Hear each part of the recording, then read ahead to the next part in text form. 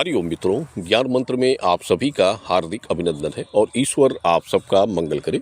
मित्रों, इस वीडियो में आप सभी को कुछ मुख्य बातें बताना चाहेंगे और ये मुख्य रूप से उनके लिए ज़्यादा जरूरी होंगी जो लोग ऐसे प्रकार के प्रश्न करते हैं। जैसे उनका प्रश्न होता है कि गर्भधारण कब हो पाएगा, कब कंसीव कर पाएंगे, कब संतान योग बनेगा, दिक्कतें बाधाएं जो आ रही, मतलब ये प्रश्न के साथ वो काफ़ी परेशान होते हैं। उनका कहना भी होता है कि इन सब चीज़ों को लेकर काफ़ी परेशान है, काफ़ी समय से ट्राई कर रहे हैं, कुछ रिजल्ट नहीं मिल रहा है, या फिर अन्य कुछ भी बातें होती हैं संतान योग के विषय को लेकर। देखिए, एक तो सबसे बड़ी बात होती है कि इसमें जैसे जो लोग ट्राई करते रहते हैं, काफ़ी समय हो जाता है, कंसीविंग नहीं हो पा रही, कोई योग नहीं बन रहा है, एक संतान हो गई, दूसरी संतान का योग प्राप्त नहीं कर पा रहे, 6 से 7 वर्ष हो गया, या कुछ लोगों का ये भी होता है कि विवाह के बाद कोई संतान उनको नहीं हो पा रही, काफ़ी वर्ष बीत गए।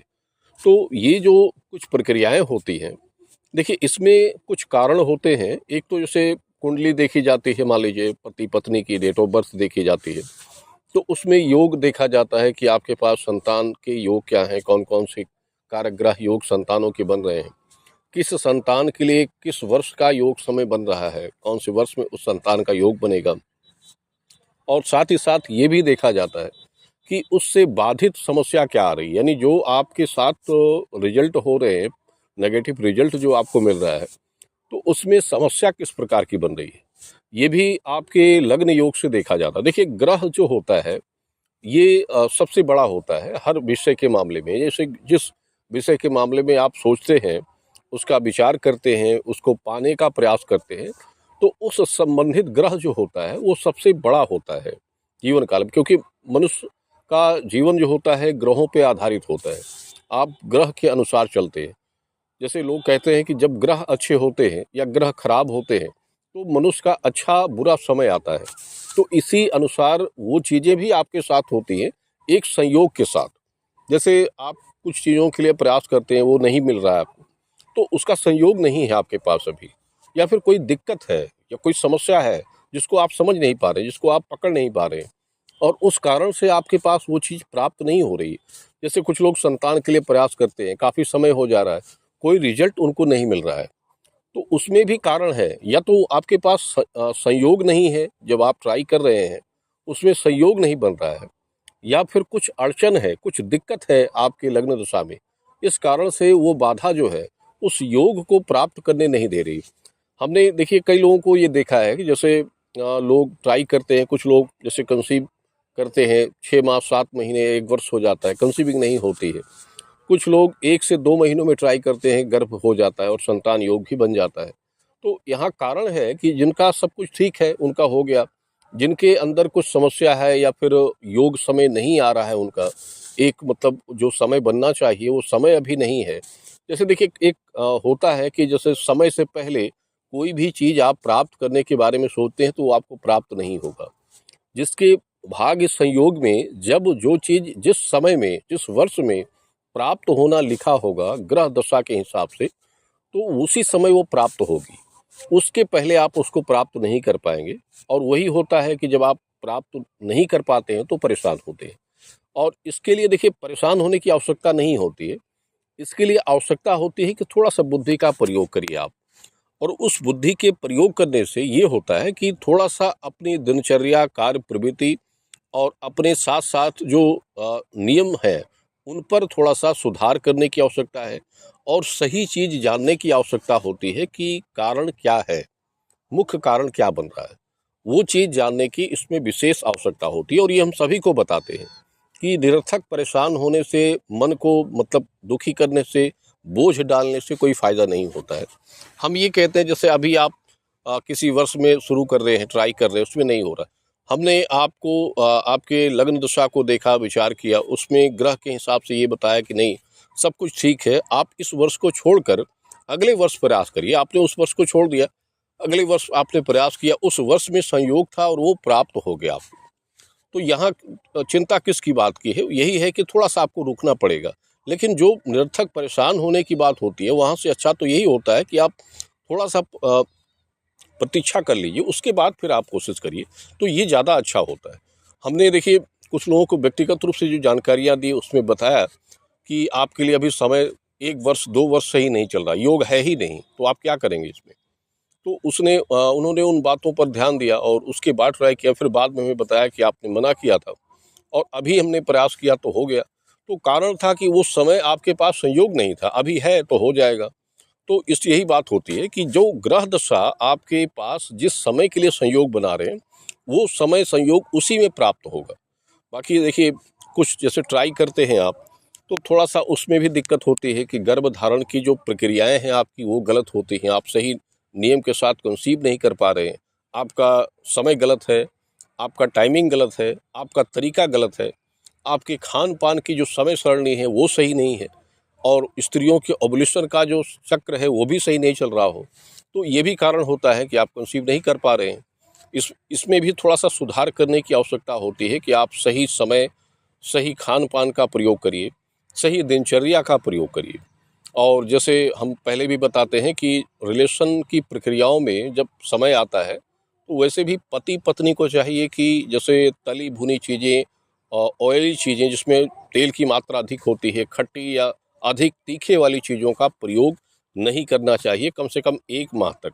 इन चीज़ों को बिल्कुल कम मात्रा में या ना के बराबर इसका सेवन करना चाहिए। तो ये आपकी फर्टिलाइज़र की जो क्षमता होती है, उसको बढ़ने में थोड़ा सक्रिय प्रदान करता है। और जो ऐसी चीज़ों का जो आप सेवन करते हैं, तो उसमें थोड़ा-सा कमियाँ आ जाती हैं। और बाकी शेष एक टाइमिंग होती है कंसीविंग की, उसका समय सही प्रयोग करिए, मुहूर्त के हिसाब से प्रयोग समय करिए। गलत समय या गलत दिनों में ट्राई मत करिए। जो आपका होना भी रहता है, वो भी खराब हो जाता है। अगर आपने देखिए जैसे 2-3 दिन आपने सही प्रयोग किया, टाइमिंग आपका सही था और आपने 1 या 2 दिन खराब टाइमिंग में, गलत दिन या समय में प्रयोग कर लिया, तो वो जो आपका सही था, वो भी खराब हो जाता है। क्योंकि देखिए, ये जो संस्कार होता है ना, गर्भधारण एक संस्कार की प्रक्रिया होती है। संतान जन्म देने के लिए जो ये मूल प्रक्रिया होती है, ये आपके लिए एक संस्कार होती है। संस्कार को जितनी अच्छे से आप करेंगे, उतनी अच्छे से आपका उसका फल आपको मिलेगा। क्योंकि संतान भी होती है, तो उसी संस्कार के अनुसार, आपके कर्म के अनुसार भी आपको संतान का योग बनता है। तो उस संस्कार को अच्छा बनाइए, यानी अच्छे ढंग से करिए। पति-पत्नी का मानसिक विचार, मानसिक संतुलन अच्छा होना चाहिए। ये भी विशेष रूप से हम बताते हैं कि आप रिलेशन के समय में, यानी कंसीव के समयों में आपका मन विचार अच्छा होना चाहिए। मानसिक तनाव, क्रोध, भय, डर ये अंदर नहीं होना चाहिए और पति-पत्नी में सामंजस्य होना चाहिए, प्रेम होना चाहिए। ये ज़रूरी होता है। तो इससे अच्छी संतान योग बनता है। और आपका विचार कहीं है, आप क्रोध में हैं, किसी चिंता में डूबे हैं, या दोनों पति-पत्नी में सामंजस्य नहीं बन रहे हैं, आप किसी तरह से आप संतान चाहते हैं, किसी तरह से कंसीव करके, तो वो सही नहीं होता है। तो इसको ये सब बातें गौर करने की, इस पर विचार करने की आवश्यकता होती है। आपके घर का जो जिस कमरे में आप शयन करते हैं, उसकी परिस्थिति क्या है? उसमें आपका बेड, आपके सोने का तरीका, ये सब भी मायने रखता है। तो इस सब पर भी आपको थोड़ा-सा विचार करना चाहिए, उसमें बदलाव की आवश्यकता होती है। तो सब कुछ सही हो जाएगा। और देखिए, सबसे बड़ी चीज़ होती है कि एक हिम्मत, जो उत्साह, मनोबल होता है, वो भी अंदर रखना चाहिए, क्योंकि ये आपकी इच्छाओं को प्राप्त कराने का सबसे बड़ा मूल मंत्र होता है। क्योंकि जिसके पास मनोबल नहीं है, उत्साह नहीं है, ना उनका कोई व्यक्ति साथ देता है, ना मतलब कोई व्यक्ति साथ देगा, ना ही ईश्वर साथ देता है। जिनके पास विश्वास है, मनोबल है और किसी कार्य को करने की एक दृढ़ संकल्प की शक्ति है, तो उसका साथ सभी देता है। तो भगवान भी आपके साथ हो जाते हैं, देखते हैं कि हाँ, इसके पास एक मनोबल शक्ति है, करने की इच्छा जागृत है, तो वो आपको आप 1 बार फेल हुए, 2 बार फेल हुए, लेकिन तीसरी बार आपको सफलता मिल जाती है। कोई भी काम हो, ये नहीं कि संतान योग के लिए नहीं, हर कार्य में आपके अंदर एक मनोबल शक्ति, किसी चीज़ को पाने की या करने की एक दृढ़ संकल्पता जब तक नहीं आती है, आप उस काम को नहीं प्राप्त कर पाते। इसमें थोड़ा-सा संघर्ष और परिश्रम करना पड़ता है, लेकिन अंततः आप उस फल को ज़रूर प्राप्त करते हैं जिसके लिए आप लगे हुए हैं। तो ये ज़रूरी होता है। और पहले से आप निढाल हो गए, परेशान हो गए कि नहीं, ये हमारे बस का नहीं है, पता नहीं होगा या नहीं होगा, वो योग मिलेगा या नहीं मिलेगा जो आप चाहते हैं। तो इसी सब चिंता में आप परेशान हैं, तो फिर कुछ नहीं होगा, क्योंकि आप पहले से ही परेशान हैं।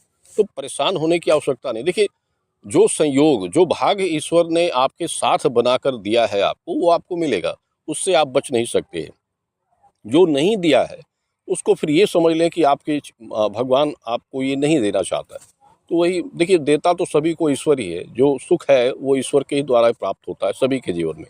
बस ये है कि अगर कोई कमी है तो उसको स्वयं से सही करना चाहिए। वो देखिए, उसको तो आप भगवान के माध्यम से सही नहीं कर सकते, वो खुद से सही करने की आवश्यकता होती है कि जो कमियां हैं उसको आप खुद से सुधारिए, उस पर प्रयास करें कि वो खुद से आप उसको सही करें, और वो सही हो जाएगी तो निश्चित रूप से आपको सफलता मिलेगी।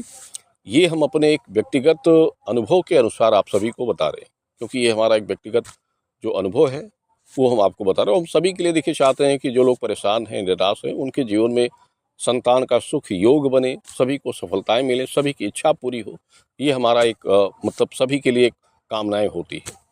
तो ये हमारा आज के लिए कुछ विशेष जानकारी थी, और उम्मीद है कि आप सभी को इन बातों के से कुछ अर्थ समझ में आया होगा। धन्यवाद। शुभ मंगल।